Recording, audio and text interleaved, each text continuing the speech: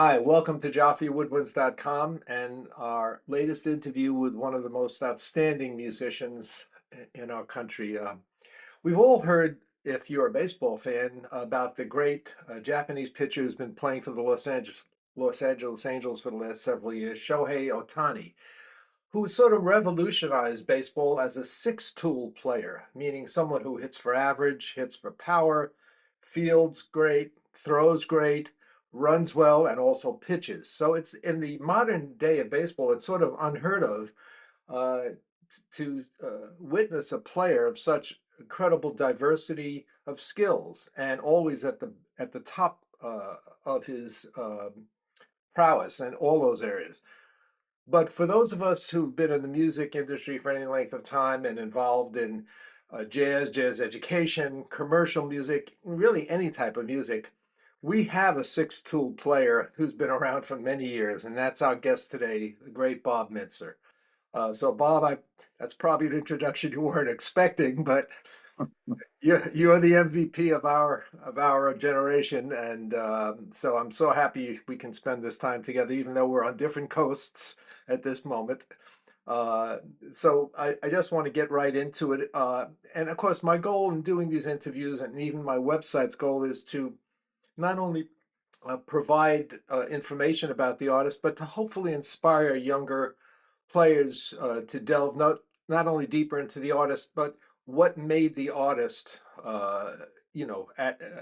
come to this level of expertise. And so I'm going to delve into your background a little bit, and hopefully we'll find some things out maybe that I didn't know or that others might not have known. But anyway, I know you grew up in New Rochelle, not far from where I grew up, the northern Bronx, um, which is a suburb of New York City. And how did you get into music? Were your parents musical? What age did you begin studying an instrument? Well, first of all, thank you for that glorious introduction. I mean, I'm pretty ignorant on sports, but I don't think you have to be too knowledgeable to realize that was quite a compliment. So thank you for that. Yeah, well, I hope now that you're living out in LA, you can get to see Shohei Ohtani. We don't see him much at all on the East Coast, but my gosh, what an unusual talent. And I really think of you in that way, Bob. Thank you. I mean, I've known you for many years, but I think many people look at you in that regard, quite frankly.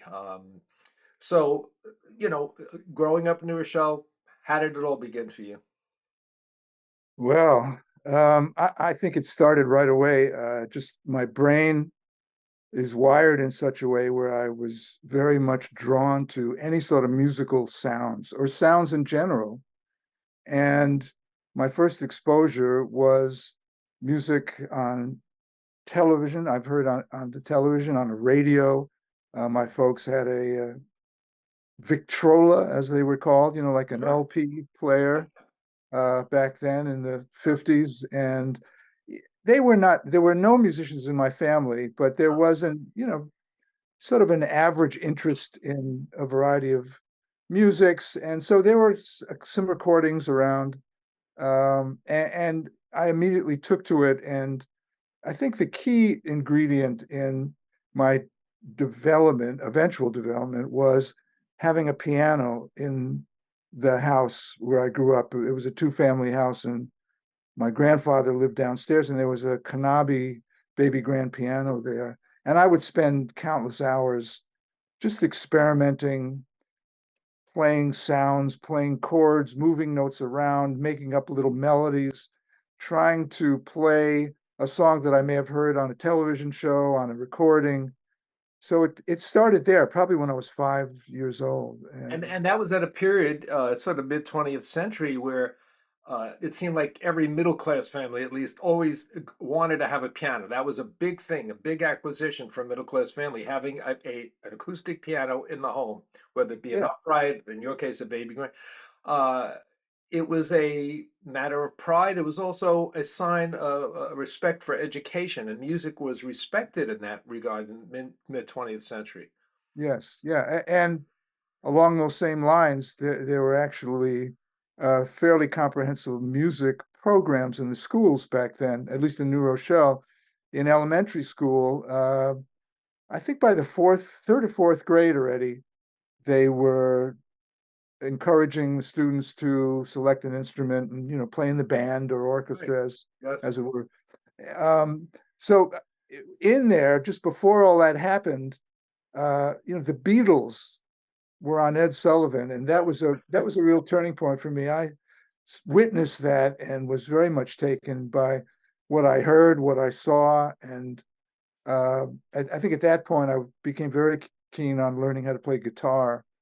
And I had some friends that all played guitar, so I used to go to their house and they had a bunch of guitars, and I would teach myself how to play guitar.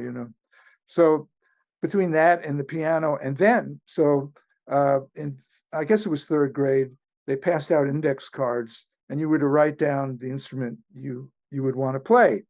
So I Right. wrote down guitar, not realizing that there were no guitars in a marching band or a concert band. So the band director went, guitar. We're going to give you a clarinet. So they gave me a clarinet. So I learned how to play the clarinet, just by chance. But honestly, at that point, I was just very taken with music.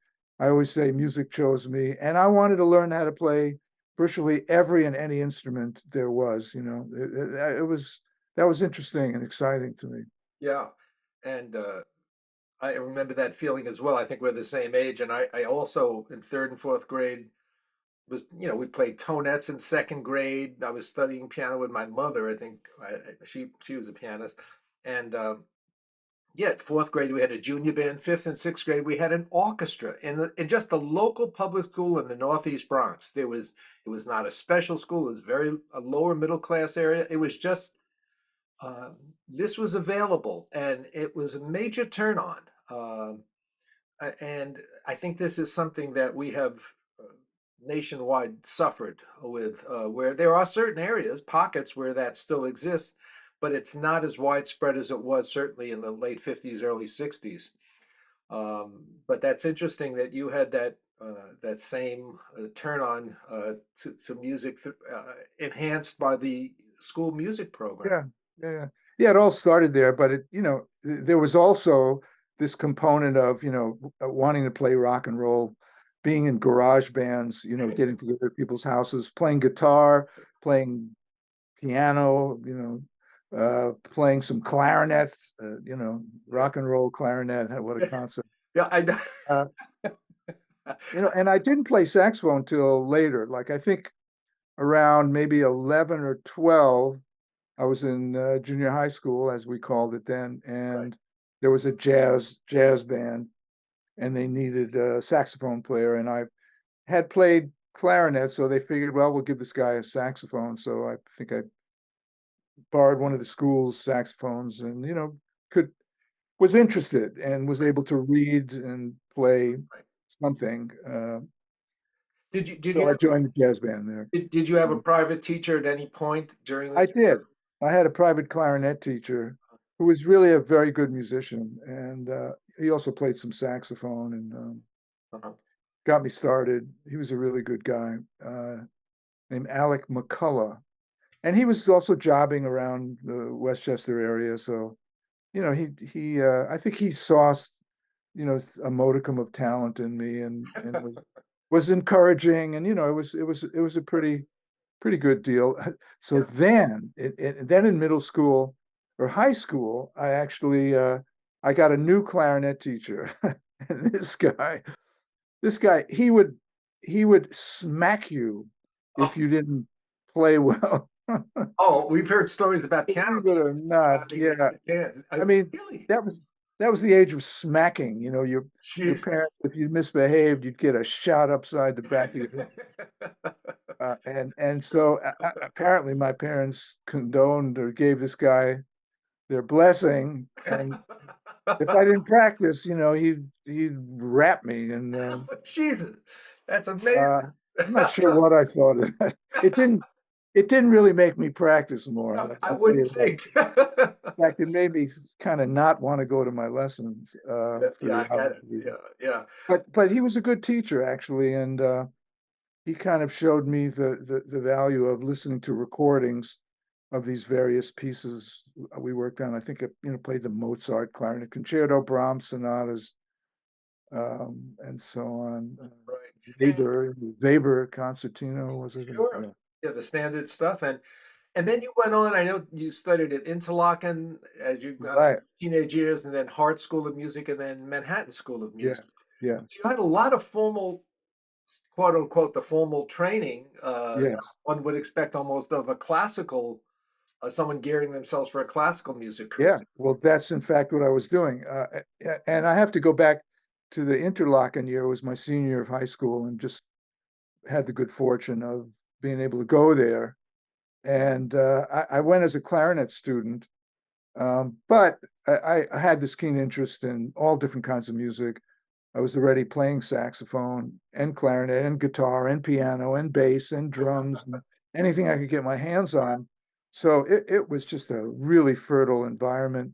Uh, my good friend Peter Erskine was there. He was a couple grades behind me, and a very talented guy named Jim Cathcart was there. So the three of us kind of banded together. We formed this little trio, and I would play upright bass, and Jim would play piano. Then Jim would play upright bass, and I would play piano. And it was just we got together every day and played, and it was a lot of fun and very invigorating and inspiring. And I was playing clarinet there as well, and saxophone in the jazz band. A really great jazz band director named Dave Sporny was there, who became a mentor, really a wonderful educator, great musician. So that year really kind of sent me on this trajectory. So when I did arrive at Hart College of Music, I was ahead of the game. I was up and running. I was practicing 4 or 5 hours a day. I had done a lot of the preliminary homework so that when I got to Hart, I was, ready to rock, so to speak. And Right. and that was a great experience too. Jackie McLean was there. I got to hang out with him a little bit. I was playing clarinet in the orchestra, playing a lot of chamber music, playing early music with these two guys that were, like early music experts. They went on to become very well regarded in that, medieval early music field. So learned incredible things there. And then around Hartford, there was this amazing jazz scene. There were these local guys that played well, and they were gigging every night. So I started following them around, and eventually got hired to do some playing with them. And then Jackie said, "You have to go to New York."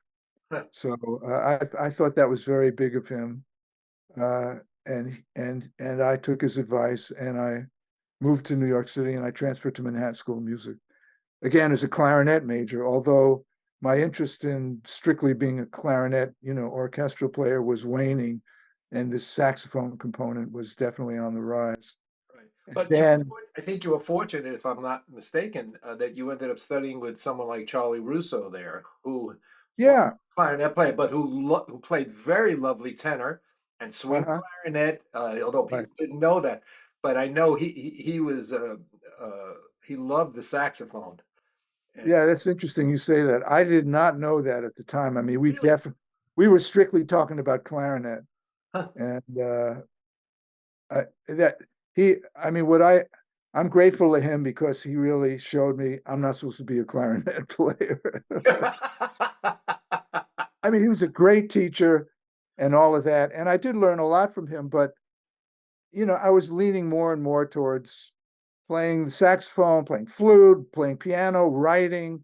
So classical clarinet to me seemed like a very narrow endeavor, one that, I was not really cut out for. I mean, I'm grateful for the training I had, particularly when it came to the doubling situation, because, I was fairly secure on the clarinet, where a lot of guys that start on saxophone and, get to the clarinet later kind of make the clarinet sound like a saxophone a little bit. So Exactly. I And, was happy to have that training. and also, for those who know your bass clarinet playing throughout the years, the clarinet as a fundamental instrument in that genre of instruments makes the bass clarinet much more accessible Yeah, with that definitely. training on clarinet. Yes. So that's Mm. very interesting. And did, just for my own curiosity, did Charlie Russo know you were playing saxophone and how well you played saxophone? Did, No, no, he did not. At wow. the time, he didn't, but later he Oh, did. I know that. I saw him at Birdland. Actually, the last Yeah, time I saw him, he came into Birdland to hear you play.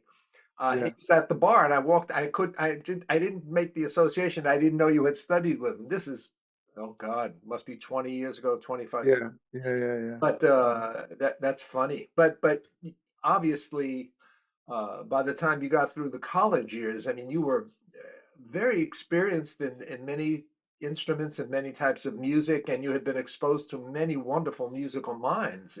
It sounds like, and Yeah, I definitely had good foundational training, which is so very important. Just, the fundamental ability to play a melody beautifully, to play with a good sound, to interpret written music, to play with other people, to play in an ensemble, to play in a saxophone section, a woodwind section, all those things it all really were of great help to me, when I hit the scene.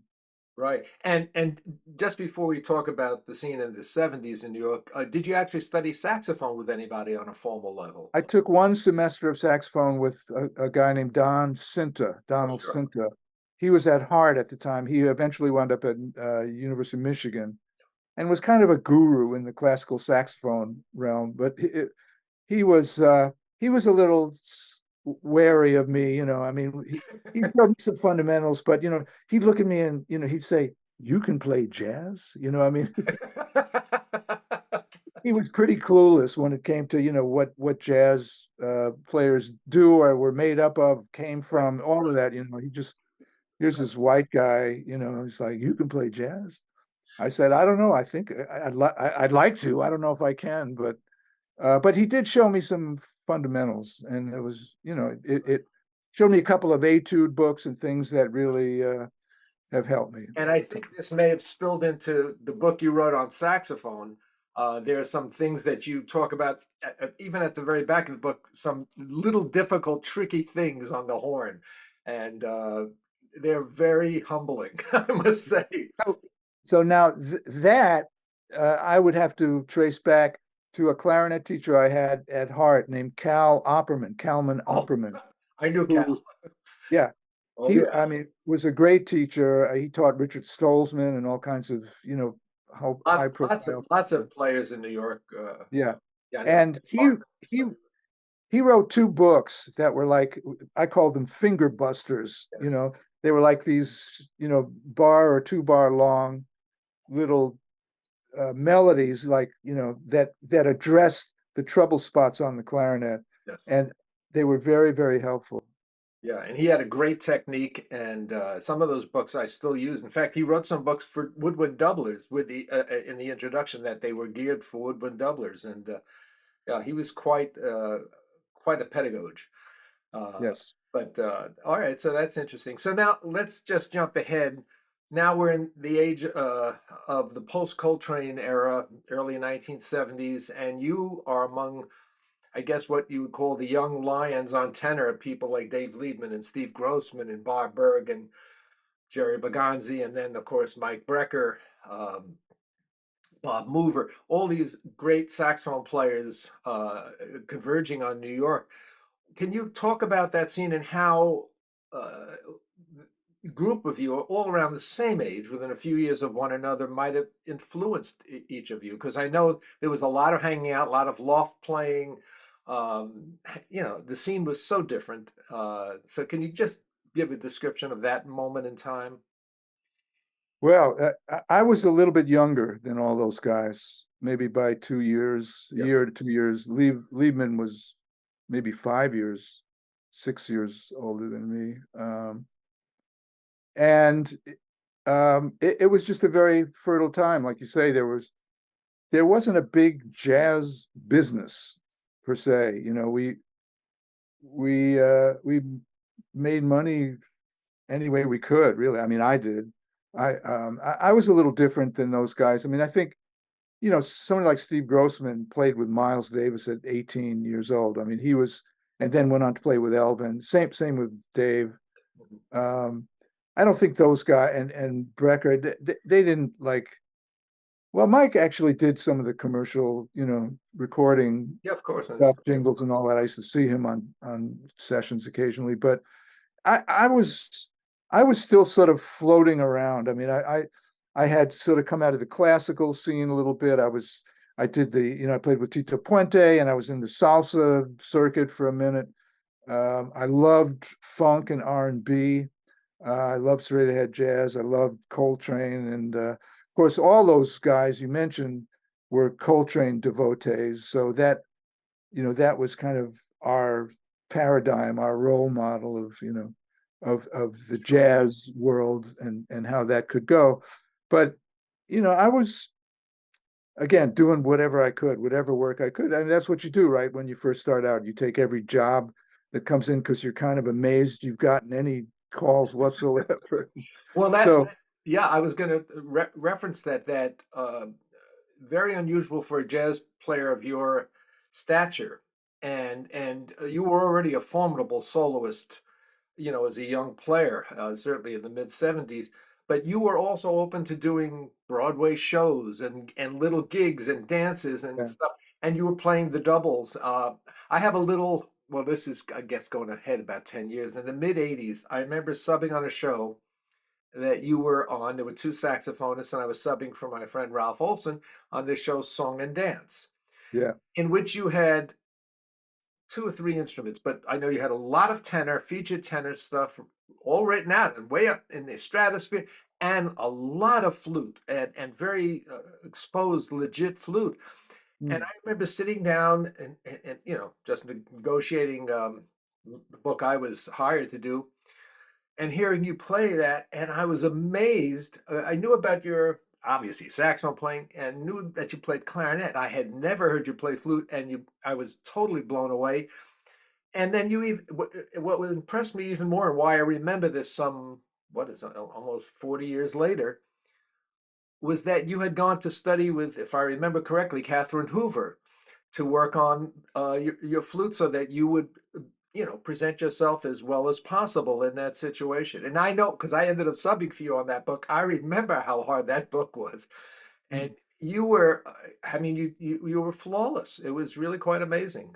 So I right. think that was indicative of your openness to being willing to do any type of gig, uh, and yet you kept your eye on the prize, on being a jazz artist, uh, in spite of doing these type of commercial gigs. Yeah, I love, had loved, will continue to love music. I mean, yeah, things change over time, and I'm a little more focused on specific things that I do now. But at that time, I enjoyed all of it. I enjoyed the performance setting of a Broadway show, having to, you know, yes, you're playing the same music over and over. It might not be like, the pinnacle of great artistry, but just that challenge of playing your best, really making the music speak. Uh, I appreciated that, and I just wanted to do it all the time, and I feel like it helped me, on so many different levels. And so that's why I did all that. And then, to many of my colleagues' consternation, because they're like, how can you play that music every night? It's like, man, I just love to play, and I like the camaraderie. I like the discipline of making every note count and trying to play your best at all times. And like you say, for a saxophone player who's doubles, you need to be playing the flute on a regular basis to keep it in some kind of shape. So Absolutely. it was the perfect opportunity, right? Right. And well, and to take it even a step further, when you ended up taking over one of the chairs at the original production of the show Cats, you were playing a chair with tenor, but with an incredible amount of difficult high note piccolo playing. Yeah, yeah, yeah. I mean, Yeah. that was really challenging. Oh yeah. Yeah, Yeah. we're talking about to the top of the range, up to the B's Oh on yeah. top. Yeah. So this is I really, with all due respect, I think Andrew Lloyd Webber's uh, uh, arranger is a sadist Yeah. because in every one of his shows, he starts the show with like some really high problematic note on a piccolo or a flute. I Yeah. think it was a high F sharp or something, and it's Oh, an yeah, octave that's right. And three or four people double it. it's an octave above the guy sitting next to you. It's That's just right. it's like just okay, check this out. Yeah, yeah, that's true. But I think the message is to the young jazz players watching, that it's not destructive to play other woodwinds. It's not demeaning to play gigs that are not jazz gigs if you're approaching it from a musical standpoint, from a practical standpoint of survival, paying the rent, having health care, uh, putting food on the table, and you meet other musicians, like that. I mean, I've met so many great jazz musicians who played Broadway shows, and I was a little taken aback. I mean, I spent 3 years next to Walt Weiskopf at Fosse, and Ted Nash when Ted took Yep. over Cats, and Bill Easley was at Fosse with me. I mean, and just all the instrumentalists, and it became a way of life. Playing commercial gigs, jingles, shows, concert dates with pop singers. I mean, it's part of what we call, I guess, the business, but that you were always engaged in that and willing to do that. And yet, like I said, mentioned earlier, you never lost the focus of what your greatest love was in becoming a jazz improviser and then obviously a composer, arranger of note. So I think this is something that young players, especially people in college, where sometimes there's a major in jazz performance and maybe they don't mix in playing other types of music because colleges and music programs can be very segregated in that manner. But it's important to realize it's not that way in the real music world. You'll find people from all different walks of the industry working together on one project and then a completely different set of people on another project, and both can be gratifying on a certain level. Yeah, absolutely. I teach at the University of Southern California in Los Angeles, and we advocate diversity. Being well attuned to many different styles of playing and writing. I call it the triple threat: being able to play, to write, as in compose, arrange, create a vehicle for your playing via this writing skill, and teaching, because these are all, activities that inevitably are presented to us. You know, there's nothing wrong with diversity. I mean, you have to want it, of course. I mean, some people are very focused on one thing. I mean, look at aspiring orchestral players. They got their eye on the prize. It's one thing, Right. getting the principal chair in such and such orchestra, Yeah. and they practice 7 hours a day, Yep. with that goal in mind. And I understand why, a classical player's teacher would say you probably shouldn't play jazz. You should probably just spend your whole day aiming for this one gig that you're looking for. Right. Now, I mean, that does not interest me. And I would say for most people, it's probably not terribly practical. Whereas if you're a little more diverse, I mean, what classical player has not found himself in an orchestra playing a film date or something, having to play with a click track, having to play with a rhythm section, and having had that experience in a training setting would Right. be highly beneficial, I would think. Well, even just playing American orchestral music, playing Copland or Bernstein with the right rhythmic inflection, is something you don't hear many American orchestral players doing well, to be honest. I mean, I have noticed that for years, and it's mystifying. You wouldn't expect to hear a European orchestra not be able to articulate Beethoven or Debussy, or Yeah. Stravinsky in whatever style. But American orchestras, when it comes to articulating American music of that mid 20th century period that has jazz and inflection or a jazz sensibility about it, Yeah. it Yeah, doesn't it's come off. perplexing. Yeah, I know. I mean, you see pictures of Stravinsky, going to hear Charlie Parker in Paris. And I mean, a lot of these great composers were very much aware of jazz music and, incorporated some piece, although, it was definitely yes, disguised, maybe covered up by whatever it was they did. But, you know, these orchestras, again, it's like tunnel vision. We do this, we do our repertoire. The Yellowjackets have done some concertizing with. We did a symphony orchestra gig, and I don't want to incriminate them, but it was shocking just how illiterate they were in terms of just the rhythmical aspect of what yes, we were doing. And if you think about it, I mean, the Rite of Spring, come on. I mean, that's some complex rhythmical yeah, composition. But what I've learned is it's two different dialects, and there's two very distinctly different feelings. So it's not that it's difficult technically, it's just that the feeling of the music is something foreign to many orchestral players because they just haven't exposed themselves to the sound of it. right. When they see a rhythm section sit down in the middle of the orchestra, all the nerves Yeah, start happening. they get the earmuffs out like the airline. Well, yeah, and they ask for the plexiglass. we we did this gig and we're setting up to do the sound check, and this violin player comes up to me, gets right in my face and says, "You're not going to play too loud, are you?" And I just wanted to rib him. I said, "Yeah, we're going to play really loud," but of course we didn't. We don't.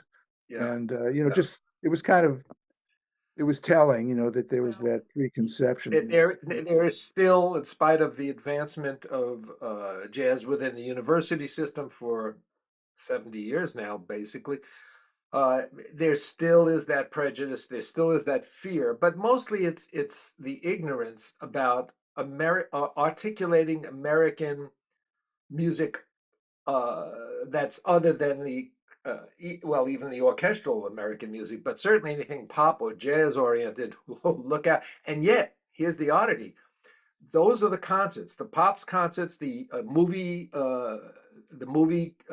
pop series where they play soundtracks. Those are the ones that are keeping a lot of orchestras afloat these days. And don't forget the video game.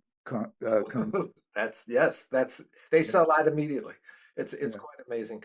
All right, but so you have all this vast experience, and then you found yourself as a young player, and you'd mentioned with Tito Puente, and then in short order, Buddy Rich for several years, Thad Jones, Mel Lewis, I think Louie Bellson and Sam Jones's bands were there, and of course Jaco Pastorius's bands.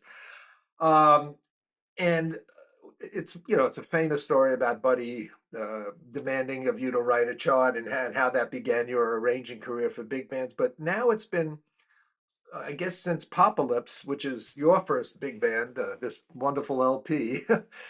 Was that the building you lived in at the time? No, no. Oh, it's that. Okay, it looks like one of those Upper West Side I buildings. wish. It looks like Yeah. a nice building. Yeah, it does. But anyway, it's been about 40 years now since your first album as a leader on your own big band, and Right. I would say right now you're probably the most recorded big band band leader, composer, arranger over these last 40 years. It's quite amazing, Bob. If you think Oh, about it, it's yeah. I'm one of several.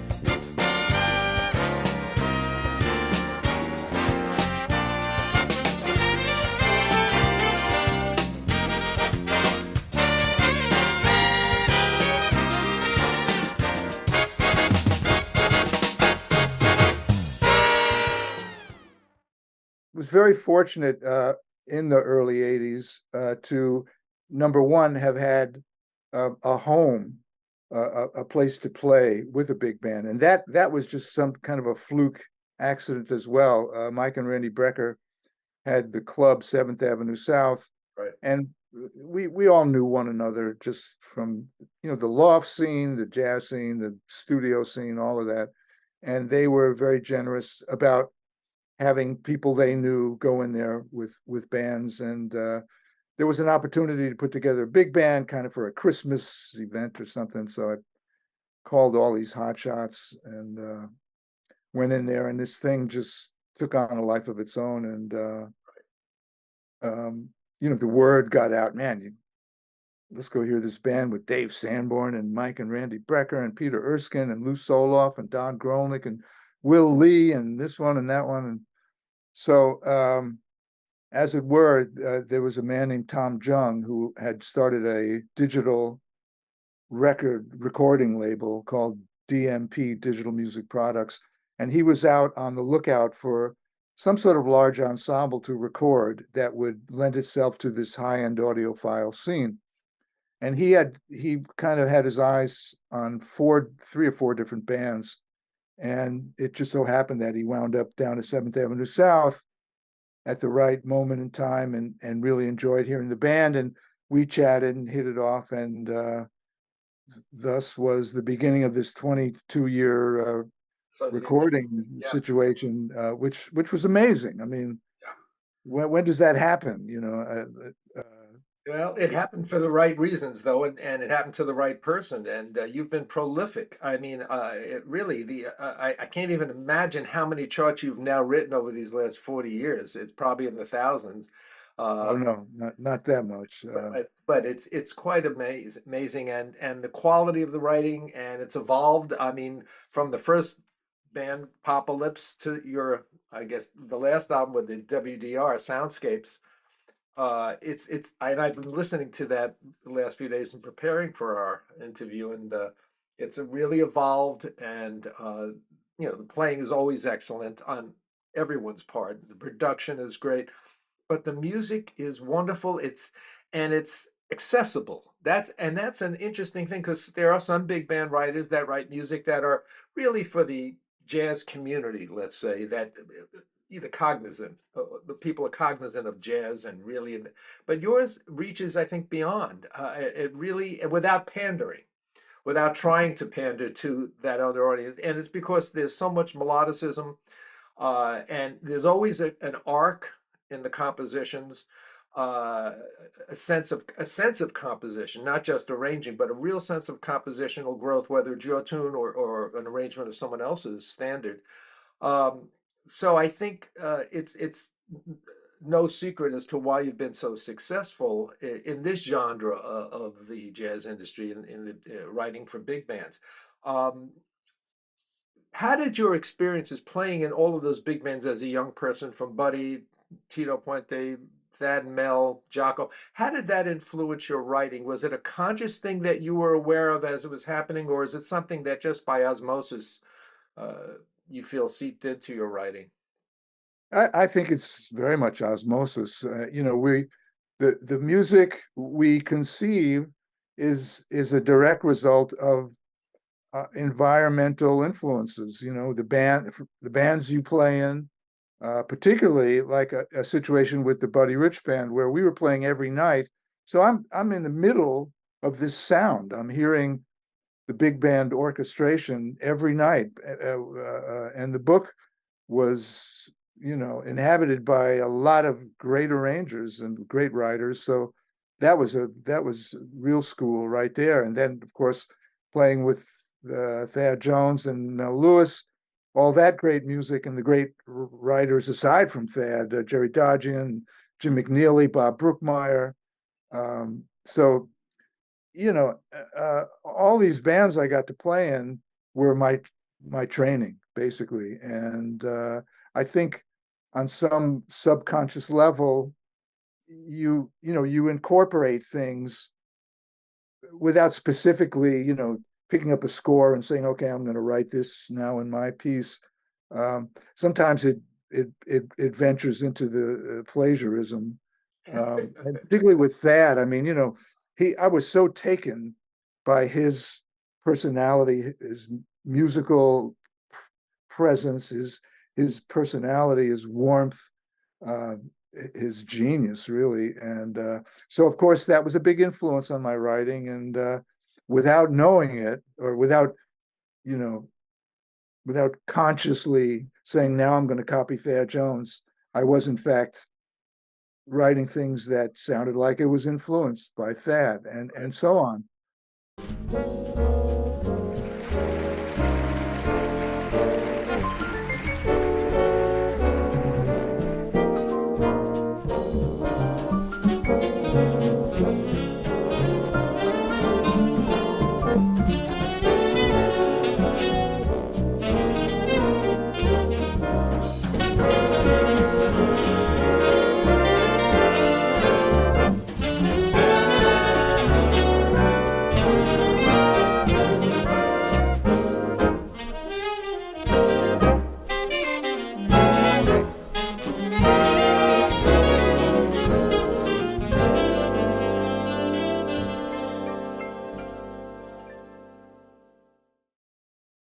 When you're in a situation where you have a recording contract and you have to come up with 10 charts every year or so, you know, there's there's not a lot of time to deliberate.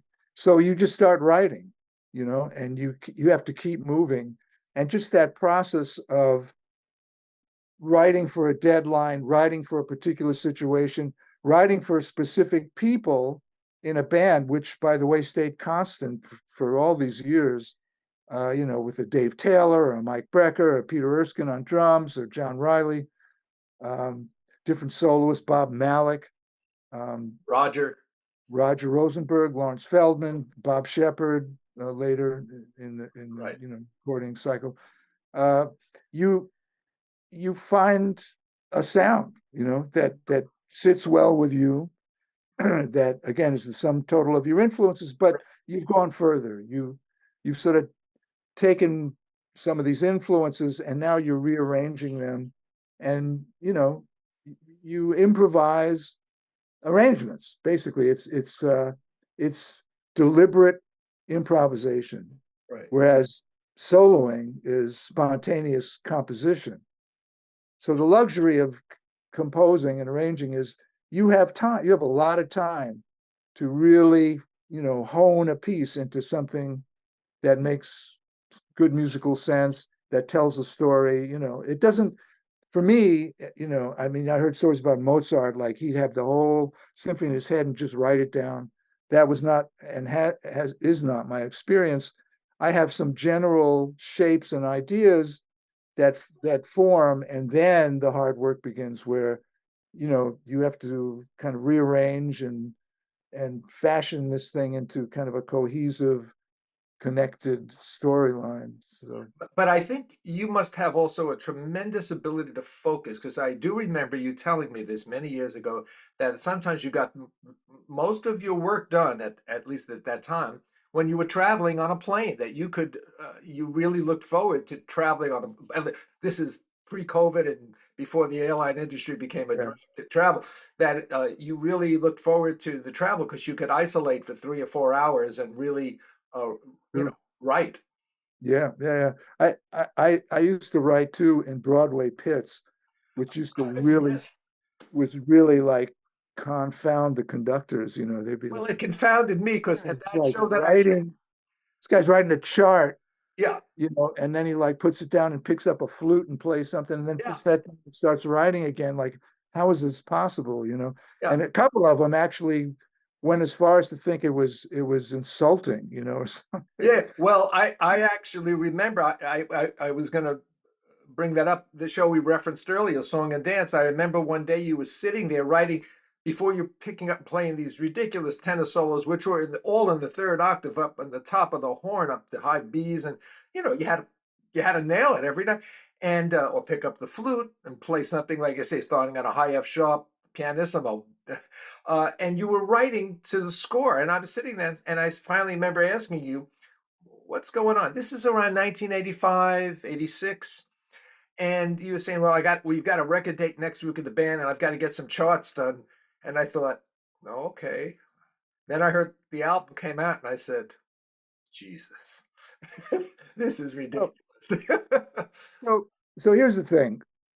You know, we sometimes rely heavily on an instrument to compose or arrange. I know, I was pretty glued to a piano at first when I was writing, but over time, especially given the fact that I would practice piano on a daily basis, I learned how to play standards on there. If I had to learn a tune for a particular performance, I would sit at the piano and play it because I could sort of hear polyphonically what was going on, sort of hear the form a little more clearly, the chords, kind of play around with it that way. So, eventually, that piano uh, ability is here. It winds up here. You don't never, I mean, same with any instrument, really. If you've played it enough, you can kind of imagine the feeling of playing it and, actually hear the sound and the notes.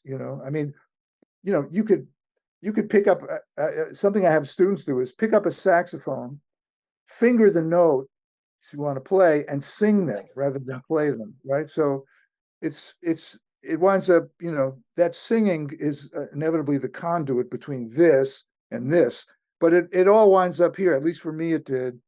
Particularly when I got involved with the music notation software, I found I didn't need the piano. I could throw stuff in, and I would check it. Sometimes it might be a little erroneous, but need some adjustment. But um, at that point, when I was doing shows, two things. One, I would memorize the book pretty quickly, so I didn't have to be fiddling around with And let me, that.